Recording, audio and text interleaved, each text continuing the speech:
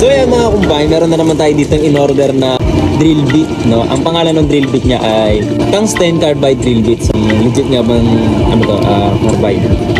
Naka-tungsten. Kaya kung hindi naman, siyempre local. Makabutas na stainless, edi, so lang ibig sabihin, hindi siya legit na tungsten. Kaya lang unbox na natin.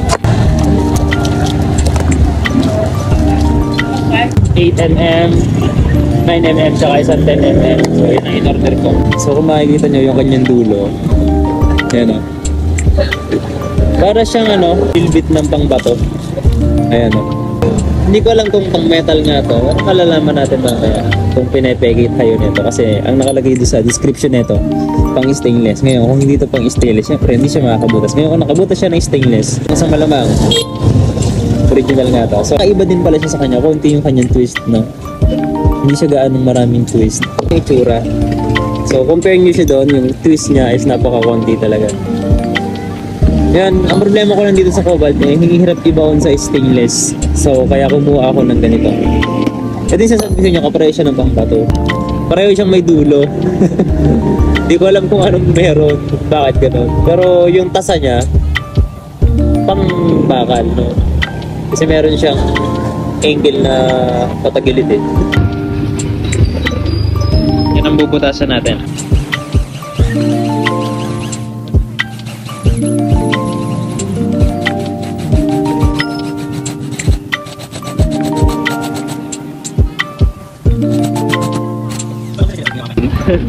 Medyo gumalaw lang eh.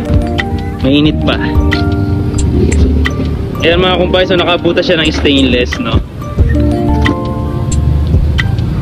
Ayan o.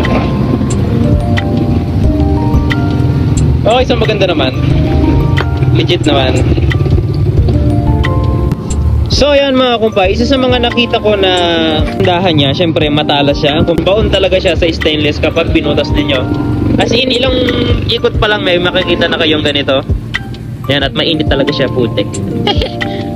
Bakit tungsten ang pinili ko? Kasi nga mga kumpay ay sa pagkakaalam-alam ko lang sa ilang pagbabasa at sa ilang panonood, tungsten is matagal talaga mainit.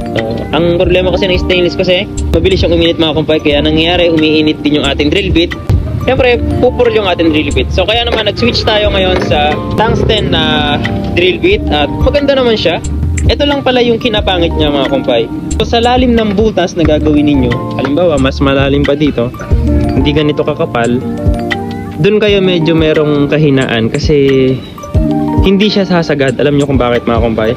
Kasi sa dulo ng ganitong klase ng barena, maliit siya. Pagdating sa gitna, lumalaki siya. Ayan o, kita nyo ba tong gap na to? So meron siyang ganyan. Kaya kung mas malalim pa yung inyong butas, tingin ko hindi nyo na mapuputasan.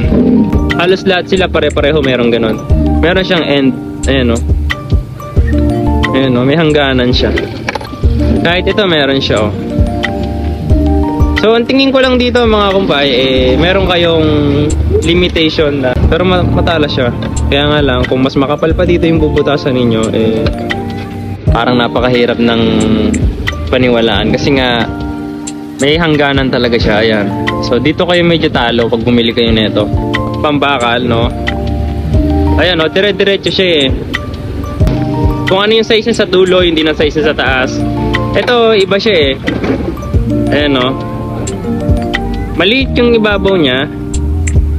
Ayan, pagdating dito, ayan o, meron na siyang hangganan. Ito yung hangganan na yun, ayan yun. No, kakaibang drill bit na naman ang ating nahanap ngayong araw. Siyempre ako si Carlo Miñas at ito ang Carlo Dirty Works and Vlog TV at magkita-kita tayo sa mga susunod pa natin video. And as always, goodbye!